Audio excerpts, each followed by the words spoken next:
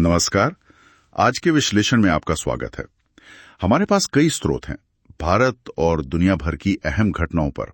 चुनावी प्रक्रियाएं हैं, नागरिक अधिकार, अंतर्राष्ट्रीय व्यापार, टेक रेगुलेशन। आइए इनमें छिपी बातों को जरा गहराई से समझते हैं। बिल्कुल, ये सब खबरें ना अलग अलग सी दिखती हैं, पर इनमें कुछ दिलचस्प जुड़ाव हैं, मतलब गहरे निहितार्थ भी हैं। हम कोशिश करेंगे कि इन स्रोतों से खास बातें निकालें और देखें कि इनका बड़ा मतलब क्या निकलता है। कहाँ से शुरू करें? बिहार वाला मामला ले, वो मतदाता सूची संशोधन का। हाँ, वो जरूरी मुद्दा है। बिहार में चुनाव आयोग वो एक स्पेशल इंटेंसिव रिवीजन SIR कर रहा है। इसमें करीब 7.96 मतलब लगभग 8 करोड़ वोटरों का वेरिफिकेशन होना है। पर चिंता की बात यह है कि करीब 3 करोड़ लोगों को दस्तावेज जमा करने होंगे। 3 करोड़? हाँ, और सुनने में आए कि आधार या राशन कार्ड इसके लिए काफी नहीं माने जा रहे। अच्छा, ये तो बड़ी बात है।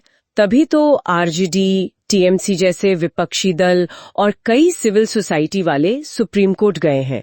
उनका तर्क यही है कि इससे बहुत बड़े पैमाने पर वोटर, खासकर गरीब और हाशिए के लोग लिस्ट से बाहर हो सकते हैं। मतलब वोटिंग अधिकार का हनन? हाँ, सीधा सीधा। ये संविधान के अनुच्छेद 14, 19, 21, समानता, अभिव्यक्ति, जीवन और सबसे जरूरी अनुच्छेद 325 और 326, जो बिना भेदभाव वोटिंग का अधिकार देते हैं, उनका उल्लंघन हो सकता है। ये कुछ वैसा ही नहीं लग रहा जैसे वो निष्क्रिय जनधन खातों वाला मामला है, सरकार उन्हें बंद करने का सोच रही है। हाँ, क्यों? कह रहे हैं कि उनका दुरुपयोग हो रहा है, डिजिटल फ्रॉड बढ़ रहा है। RBI ने भी बताया कि पिछले साल ऐसे 13,000 से ज्यादा केस हुए हैं। बिल्कुल सही पकड़ा आपने। ये दोनों मामले दिखाते हैं कि कैसे प्रशासनिक कुशलता, मतलब एफिशिएंसी और सुरक्षा उपायों को नागरिकों की अधिकारों और वित्तीय समावेशन के साथ बैलेंस करना कितना मुश्किल है। प्रक्रियाएं जमीन पर क्या असर डालती हैं, ये देखना बहुत अहम है। क्या दक्षता के नाम पर सबसे कमजोर पर बोझ पड़ रहा है? ये सोचने वाली बात है। अच्छा, अब जरा देश से बाहर देखें। भारत की वैश्विक भूमिका भी तो काफी अहम हो रही है ना? हाँ, प्रधानमंत्री मोदी और अर्जेंटीना के राष्ट्रपति माइली की मुलाकात हुई हाल में। हाँ, वो मुलाकात हुई और उसका मकसद है व्यापार, रक्षा, खनिज, ऊर्जा, फार्मा जैसे क्षेत्रों में आपसी सहयोग बढ़ाना। ये दिखाता है कि भारत कैसे नए बायलैटरल रिश्ते बना रहा है। पर देखो, दूसरी तरफ अमेरिका जैसे पुराने साथियों के साथ चुनौतियां भी कम नहीं है। अमेरिका के साथ ट्रेड नेगोशिएशंस वो अभी भी अटकी हुई हैं। 9 जुलाई की डेडलाइन भी पास आ रही है। अच्छा, वो क्यों अटकी है? क्या मसला है? मुख्य मुद्दा है अमेरिकी कृषि उत्पाद, खासकर जेनेटिकली मॉडिफाइड मतलब GM फूड्स, उनके लिए भारतीय बाजार में ज्यादा पहुंच। और भारत को चिंता है? हाँ, भारत को चिंता है, शायद किसानों पर असर को लेकर या फिर बायोडायवर्सिटी को लेकर।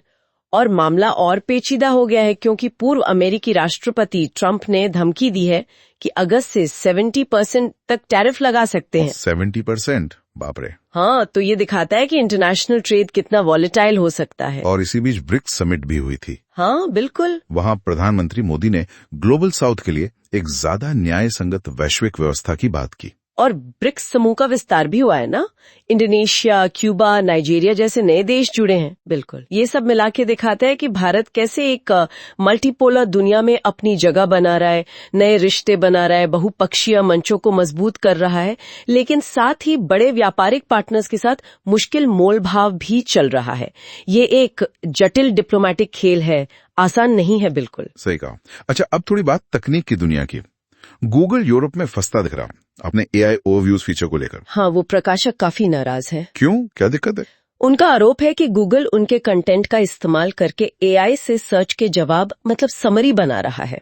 इससे उनकी वेबसाइट पर ट्रैफिक कम हो रहा है, रेवेन्यू घट रहा है और वो इस सिस्टम से ऑप्ट आउट भी नहीं कर सकते बिना सर्च रिजल्ट से गायब हुए। अच्छा, और ये AI कौन सा है? ये गूगल का जेमिनी मॉडल है और एक तकनीक इस्तेमाल होती है जिसे रैग कहते हैं। रेज ये क्या चीज है? इसका मतलब है कि AI सिर्फ अपनी ट्रेनिंग डेटा पर निर्भर नहीं है, बल्कि वो रियल टाइम में वेब से ताज़ा जानकारी खींचकर जवाब तैयार करता है। और यहीं प्रकाशकों की चिंता है कि उनकी सामग्री इस्तेमाल हो रही है पर क्रेडिट या पाठक उन तक नहीं पहुंच रहे। तो अब रेगुलेटर्स क्या कर रहे हैं? यूरोपीय संघ और यूके के रेगुलेटर्स अब इस मामले को देख रहे हैं, जांच कर रहे हैं कि कहीं ये कंपटीशन लॉ का उल्लंघन तो नहीं। भारत में भी तो अभी हाल में मीडिया और टेक प्लेटफॉर्म्स के बीच कुछ तनाव दिखा था। वो रॉयटर्स न्यूज एजेंसी का एक्स हैंडल ब्लॉक हुआ था कुछ देर के लिए। हाँ, वो हुआ था। हालांकि सरकार ने बाद में साफ किया कि उन्होंने ब्लॉक का आदेश नहीं दिया था और एक्स के साथ मिलकर उसे ठीक करवाया गया। लेकिन ये दोनों घटनाएं यूरोप वाली एआई की और भारत वाली एक्स की एक बड़ा सवाल उठाती हैं। क्या सवाल? यही कि ये जो बड़ी टेक कंपनियां हैं, इनकी बढ़ती ताकत, कंटेंट बनाने वालों के अधिकार और सरकारी नियमन, इनके बीच सही संतुलन कैसे बनेगा? मतलब सूचना के स्रोत और उस तक पहुंच को कौन कंट्रोल करेगा? ये आज के डिजिटल युग का एक बहुत बड़ा मुद्दा है।